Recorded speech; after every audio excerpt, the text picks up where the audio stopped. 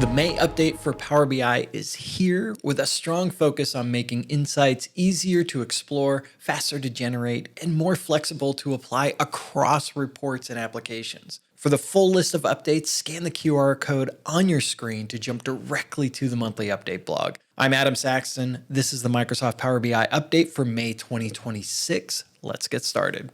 Let's talk about some reporting updates. Visual calculations are now generally available, allowing calculations like running sums, moving averages, and percentages to be created directly within a visual. These calculations operate on aggregated data and respond to the visual context without requiring DAX measures. Custom totals now include additional options like average and none, giving more flexibility in how totals are defined. Reports can now define a landing page, ensuring users always start with the intended view. A new format string locale setting ensures consistent display of dates and numbers across users, regardless of browser settings. Translytical task flows now support optional parameters and default values, reducing friction when submitting inputs. Input slicers now support numeric columns and operator-based filtering, making it easier to define dynamic filters directly in the report. Text boxes now better support formatted lists, including indentation and direct paste from Word. Azure Maps introduces a modernized formatting pane, aligning with the broader visual formatting experiences. Updates to modern visual defaults improve theme selection, clarity, and default behavior consistencies. And tables and matrices now support fixed and default column widths, allowing precise control over your layout. Copilot continues to expand across Power BI with updates focused on making insights faster and more accessible. Explore now provides a more guided and flexible experience for working with report data. Report authors can define perspectives, allowing users to work with a curated subset of fields, making large models easier to navigate. Matrix behaviors also improved, automatically expanding fields as users add or reorder them, so new data is visible immediately. I know this was a big ask from a lot of people for a long time, so I'm happy to see it. Users can now toggle row and column totals directly from the Explore experience, making it easier to adjust views without editing the report. Formatting from reports is also carried into Explore, helping maintain consistency between authoring and analysis experiences.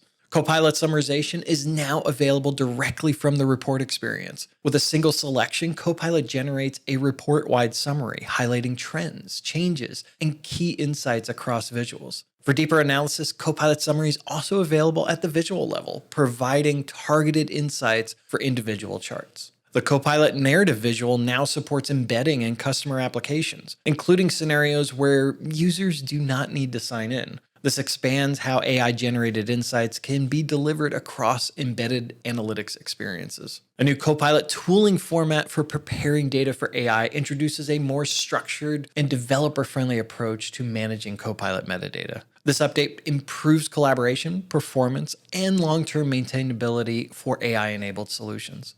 From a modeling perspective, improvements to semantic model authoring streamline workflows in the Power BI service. Authors are now taken directly into the web modeling experience with key actions integrated into the model view. This reduces navigation steps and supports faster model updates and iteration. From a Get Data experience perspective, Power BI introduces a redesigned Get Data experience, providing a unified way to discover and connect to data sources. Improvements include simplified navigation, better discovery, and built-in accessibility features with consistency across Fabric, Power BI, and Excel. That's the overview of what's new this month. Now, let's jump into the demos to see these updates in action.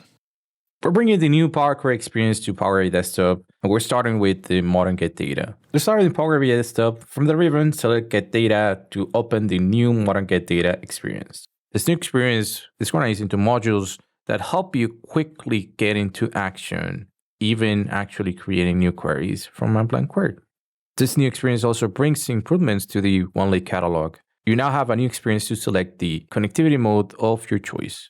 This new experience is also integrated within the existing Power Query editor. You can go into the Power Query editor and just click Get Data. You'll have the same experience, and in this case, I'm selecting a data flow to connect to.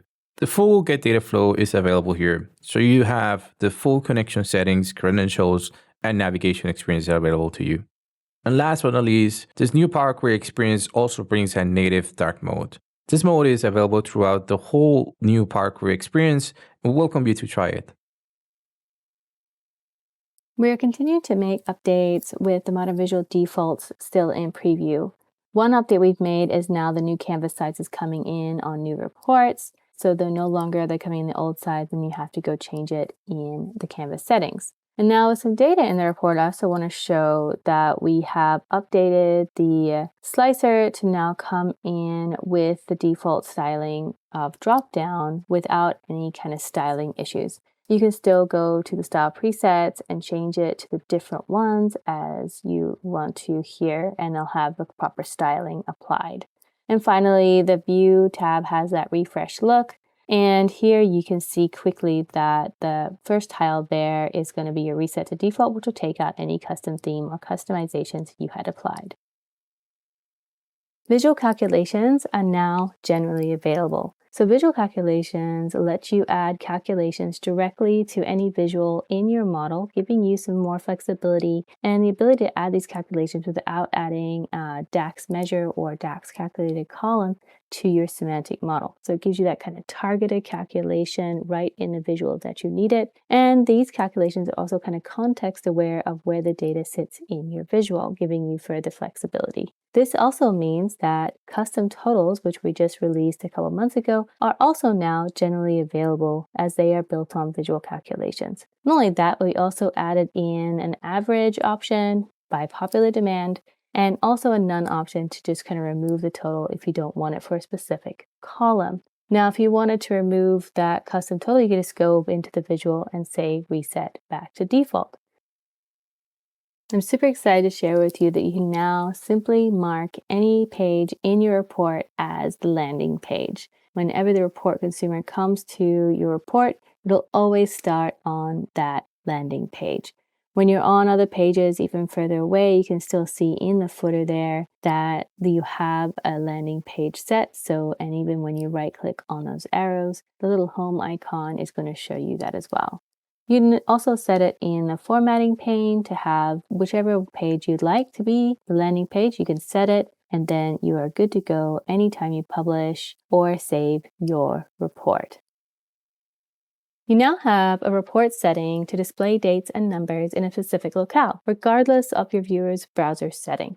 Here I am in English US, and I want to go ahead and change this to German. So I can come into the settings for the report from the reading view. And I see at the bottom, I have this option to set the report locale, which will change the default formatting of dates and numbers in my report. I also have the option to set the display units to none across my entire report with a simple check of a button. Now I save that and I refresh the browser to show, and I see that I have all of those dates and numbers now in that format instead of the English US locale. I can come in here and I can reformat different dates, and I can see that is now maintained. Now, this is only going to impact the report and the visuals in the report. The semantic model itself doesn't understand you've changed to a different locale. That's still being driven by the browser or your machine settings. So anything done in DAX, such as user culture, will still return that English US in my case. I'm going to go back to reading view, save it, and go back to the settings again. And this time I can change it back to auto, so it's going to be the English US, but I can actually maintain if I want to have that display unit set to none across the report, I can keep that there, and I can do that without changing it to a different locale. This way you can have that experience across your report, especially if you're using dynamic format strings for measures. Fabric user data functions now allow you to specify a default value and make this parameter optional. And so now we've brought this capability also when you're utilizing the Translytical task flows and using these user data functions in a Power BI report. So here I have my report hooked up to that user data function I just showed, where it's going to take a value and just simply display it on the screen. Now I've set this up to my text slicer, but you can see that even without any text here, it's showing the ghost text, which is actually the default value that was specified in the user data function. And I don't have to type anything in. I can, right? So I can optionally choose something else. So here I've typed something else in and I made that a pill. And when I submit this, it's going to go ahead and utilize what I've typed in, right? So if I hit details, I can see that something else was returned. And if I try to do this with the default value, which is also showing in that kind of placeholder text, you'll see that it is indeed changing it to that default text. Now, this is also not required to even hook it up to anything because it is an optional parameter. So I can say none, or I can even remove the input slicer from the report entirely and use the data function will run just fine. The button will light up and allow you to submit even without anything associated to that parameter.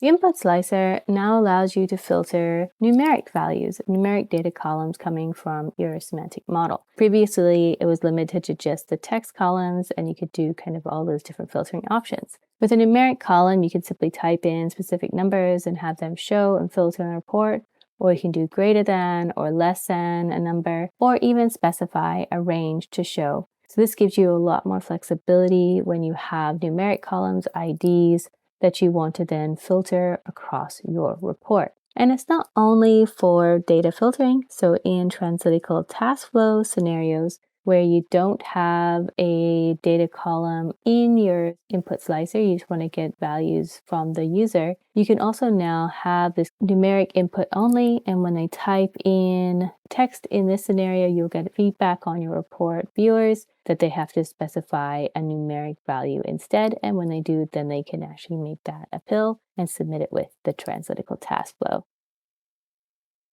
Those of you creating embedded Power BI reports now have a new property you can set on matrix visuals.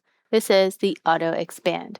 So you can set this auto expand on row headers or column headers.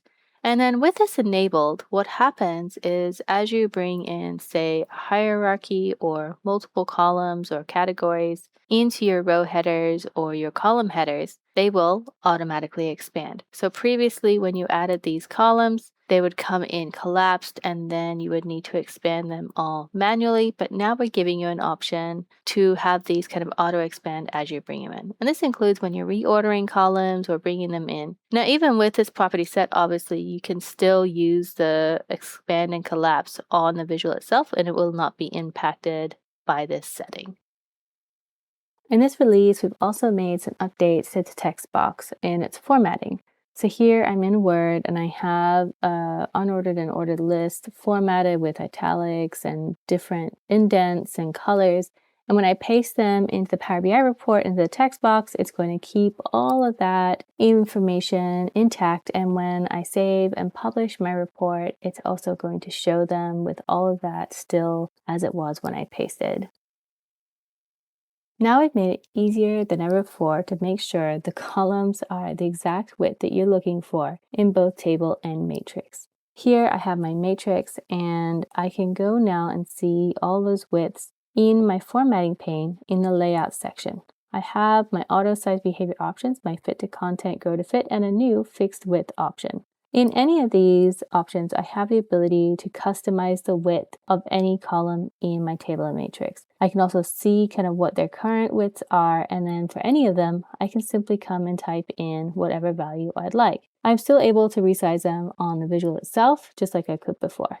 Having the format pane really brings a whole new option, not only for this view, but when you go to mobile view and create these for your mobile layouts as well. This fixed width option gives you the ability to specify a default width. When you first switch over, you get all of the widths that you had before, and you can just turn off custom widths and have them all be the exact same width across the board, including new columns that come in later. Amazing demos, as always. Love Power BI so much. Now let's talk about our Spotlight member for this month. Each month, we highlight a community member that's making a positive impact in our community. Meet Mike Carlo. Mike joined the Power BI community in 2015, so he's been around for a little bit. He has received more than 300 plus kudos and has over 35 replies. Mike Carlo is an active leader in the Power BI community, serving as an MVP, blog author, and member of the Creators Program. As the leader of the Milwaukee Brew City Fabric user group, he helps bring the community together and share knowledge across users. Mike is also a guest on the Fabric Tech Talk video series where he shares insights with the broader community. He hosts multiple data-focused podcasts, including Agentic Thinking and Explicit Measures, producing hundreds of episodes each year and several shows every week. He also brings a creative perspective to data, producing music as an official artist on major streaming platforms with songs inspired by data. Through his community contributions and creative approach, he continues to support and inspire others. Thanks, Mike, for your contributions. And for everyone else, go check out his YouTube channel over at powerbi.tips. If there are questions about any of these updates, share them in the comments below. For full details, scan the QR code on the screen or check the link in the description. Thank you for watching. Keep being awesome, and we'll see you in the next video.